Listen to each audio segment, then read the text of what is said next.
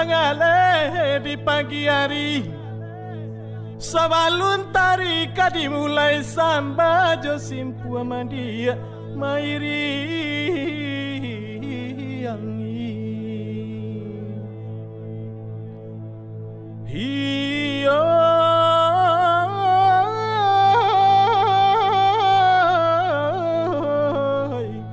Sambah Josimpu mairi yangi die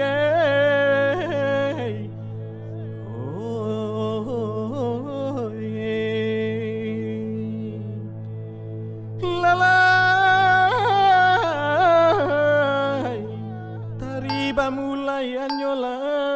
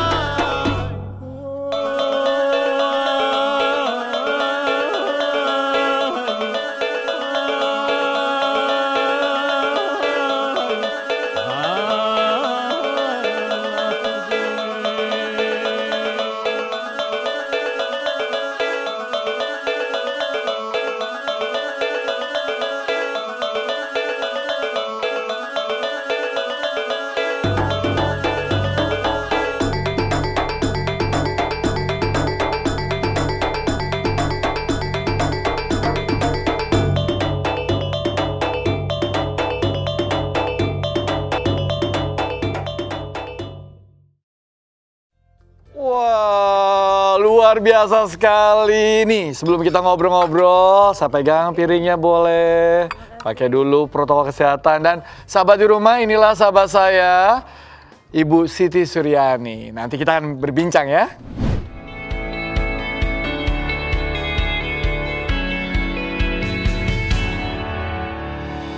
Siti Suryani adalah salah satu dari sekian banyak seniman tari dan musik di Taman Mini Indonesia Indah yang terdampak wabah COVID-19.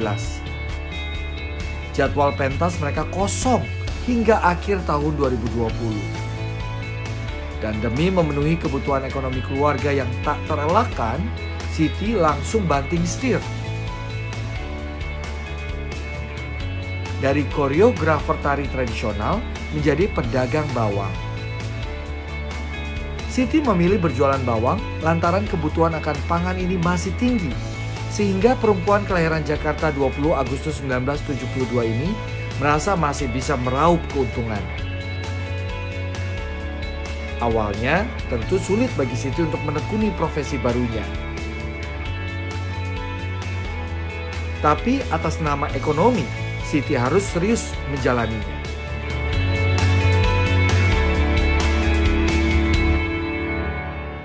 Wah, tarik nafas dulu nih, pasti. Lumayan.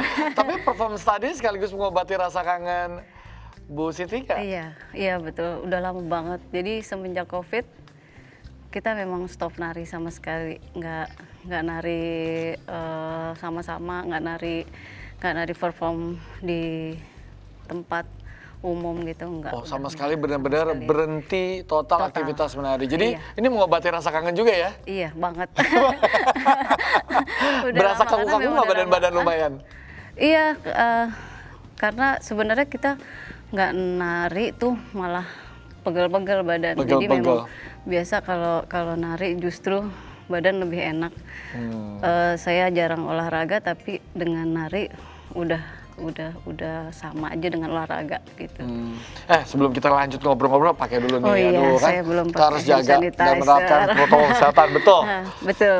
Nah, selama masa pandemi ini saya ngelihat bahwa ini benar-benar berdampak bagi para seniman, betul ya, Bu Siti ya? Iya. Jadi mereka kayaknya ya seperti yang Bu Siti bilang nggak perform dan lain sebagainya. Lalu bagaimana strategi untuk tetap bisa bertahan?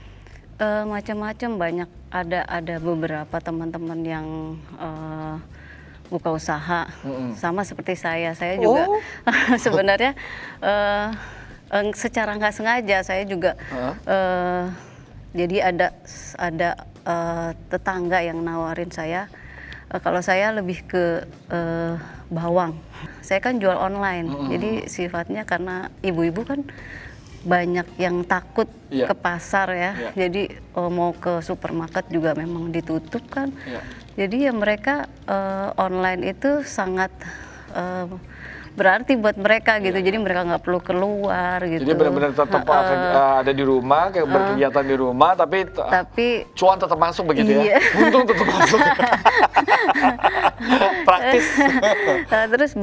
Terus ada yang minta bawang merah gitu kan, bawang putih gitu sekalian. Akhirnya saya ngadain tuh yang lain-lain. Jadi bawang bombay dan teman-temannya. Oh gitu. Jadi ini menyiasati pandemi ini strategi untuk bertahan hidup juga beralih dari tadinya seni tari menjadi jual bawang begitu ya? Iya, karena keseniannya cuma apalagi awal-awal benar-benar mati kan, stuck banget. Jadi itu seniman tuh banyak yang bikin pentas tapi virtual. Berarti intinya adalah di tengah keterpurukan kita harus bisa melihat peluang ya Bu ya? Ya jangan beradaptasi kan? Saya nggak mau menunggu bola gitu kan. Kayak maksudnya gini, saya protes aja gitu kan. Kayak sama kondisi nggak mau. gitu ya? Ini wabah yang memang merata ke seluruh dunia ya. Terus kita harus diam juga kan nggak mungkin. Hidup terus berjalan. Terus sementara kalau bawang ini, kalau peluang itu, saya bilang bawang itu bukan kebutuhan pokok, tapi ibu rumah tangga itu membutuhkan ini setiap saat. Gitu. Jadi mau masak apa aja itu pakai ini. Nah menarik nih, mungkin sahabat di rumah juga perlu tahu kan, ibu yang lebih ngerti nih ya. Di depan kita ini udah ada beberapa jenis bawang kan Bu. Mungkin ibu bisa bantu informasikan buat sahabat di rumah jenisnya apa, namanya apa, dan manfaatnya sebenarnya kan. Kalau ibu rumah tangga udah pasti tahu lah ya. Iya. Sebenarnya yang apa sih sebenarnya sih udah tahu semua ya, cuma yang ini bawang bombay yang dari Bangkok gitu kan. Jadi ada yang India, ada yang Bangkok ternyata. Jadi kayak yang kecil-kecil ini Bangkok. Jadi, yang kecil-kecil ini Bangkok gitu ya. Terus kalau yang bawang merah ini biasanya nih manfaatnya apa Bu? Manfaatnya ya kalau bawang sih sebenarnya memang untuk yang masuk angin gitu-gitu kan memang bagus ya. Jadi bawang bombay ini juga enak ya kalau di saya udah bayangin kalau digoreng gitu kan. Orang kalau yang doyan ya, tapi kalau yang enggak ya enggak. Apa bikin beef teriyaki pakai bawang bombay ya Bu ya? Iya. Nah kalau yang bawang merah gimana Bu? Nah ini bawang merah Brebes, orang kalau saya juga nggak tahu ya sebenarnya kenapa ibu-ibu rumah tangga itu milihnya bawang Brebes. Ternyata menurut ibu-ibu bawang Brebes itu lebih gurih. Bawang putih gimana, Bu? Bawang putih. Kalau yang ini jenisnya yang cutting. Nah, jadi kalau yang cutting itu juga katanya lebih enak. Jadi saya emang nyediainnya gini. Jadi orang yang minat, saya maunya yang cutting karena cutting itu lebih enak rasanya ketimbang yang ada tuh yang gumpelan gini. Tapi orang peminatnya lebih banyak bawang putih cutting, yang cuttingan. Jadi udah di cuttingin. Jadi dia ininya lebih besar. Jadi kayak gini nih, ininya lebih besar. Dan kalau diginiin itu nggak lengket. Jadi cepet terbukanya gitu. Tapi kalau yang rapat itu yang satu gumpulan itu kalau kita buka agak sulit. Nah, Ibu Siti juga selain nari dan suka berbisnis lah ya, katakanlah juga seorang koreografer kan? Iya nah, betul. Ada hasil koreografinya yang bisa kita lihat bersama pagi ini? Ada. Nanti judulnya ada judulnya Japin Setapak. Itu salah satu karya saya.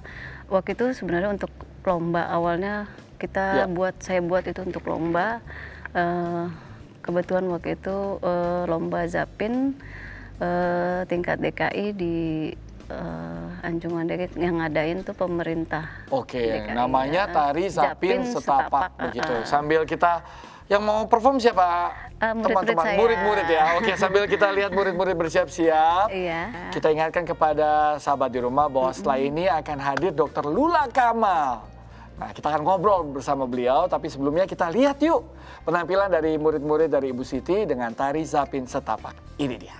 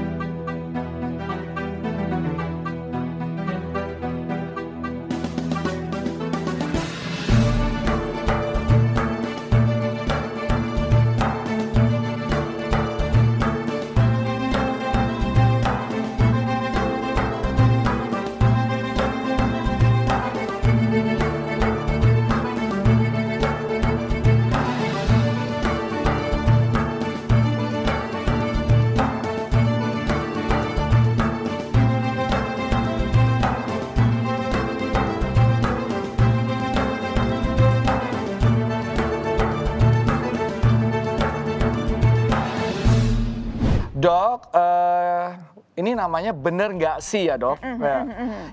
Imunisasi dapat melemahkan kekebalan tubuh. Itu mah begini banget tuh, false banget, salah dong. Salah ya? Kita ngapain kita nyuntikin imunisasi kalau dia bikin malah jadi menurunkan.